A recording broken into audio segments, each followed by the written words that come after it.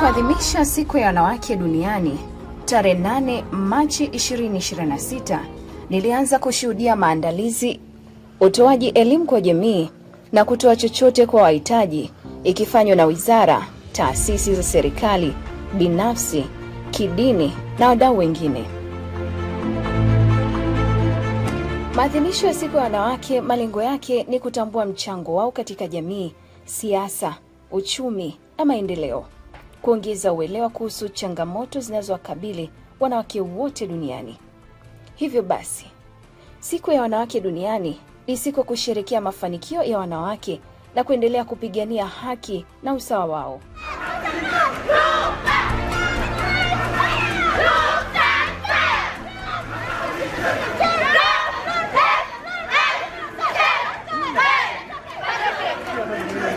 Ni fursa yetu kutafakari tulikotoka, tulipo na tunapokwenda katika safari ya kujenga taifa lenye usawa wa kijinsia pasipo tofauti za itikadi yoyote. Na ndiyo maana leo narudia kusema tena, tumeungana wanawake wote na kuweka itikadi zetu pembeni kusaka maendeleo.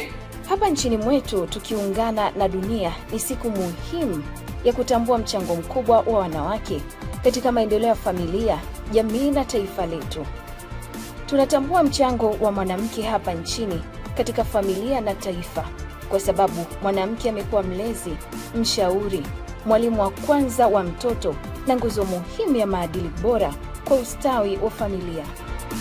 Kwa hiyo kama wazazi na walezi, ili tuweze kuendelea kuwa na familia na taifa bora, tuendelee kutimiza kwa dhati jukumu kubwa la kuhakikisha tunawalea watoto wetu katika malezi bora kwa kuzingatia misingi ya upendo, uadilifu, ustahimilivu, uwajibikaji na uzalendo.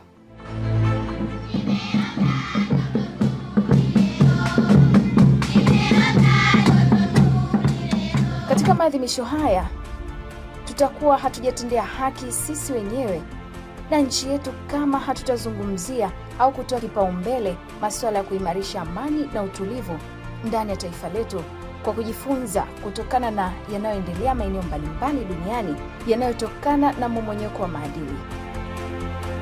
Aidha, tukumbushane pia kuwafundisha watoto wetu kuipenda nchi yao, kwani uzalendo huanza katika familia. Nchi yangu Tanzania, jina lako ni tamu sana. Mtoto anayefundishwa kupenda nchi yake ataheshimu sheria, atalinda rasilimali za taifa na atachangia katika maendeleo ya jamii yake. Tuwafundishe watoto wetu kuthamini na kupenda kufanya kazi, kuwa waaminifu na kuwajibika katika jamii.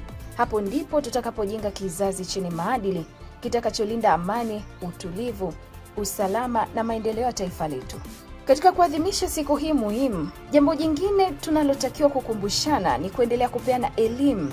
Ni suala ambalo linaendelea kuhatarisha amani na usalama duniani. Nalo si jingine, ni matumizi sahihi ya mitandao ya kijamii na kuepuka matumizi mabaya ya mitandao hiyo. Tumeshuhudia matumizi mabaya yanavyoongeza uhalifu wa kimitandao, yani cyber crimes, kwa kusambaza taarifa za uongo, potofu, uchonganishi, kuchonganisha dini moja na nyingine, kusambaza lugha chafu, kuchonganisha wananchi na serikali, kusambaza hotuba za chuki na kuchochea vurugu. Mitandao ya kijamii ikitumika vizuri ni nyenzo nzuri ya kujenga familia bora na kutuletea maendeleo, lakini ikitumika vibaya ni silaha kubwa na mbaya ya kuiangamiza jamii na nchi.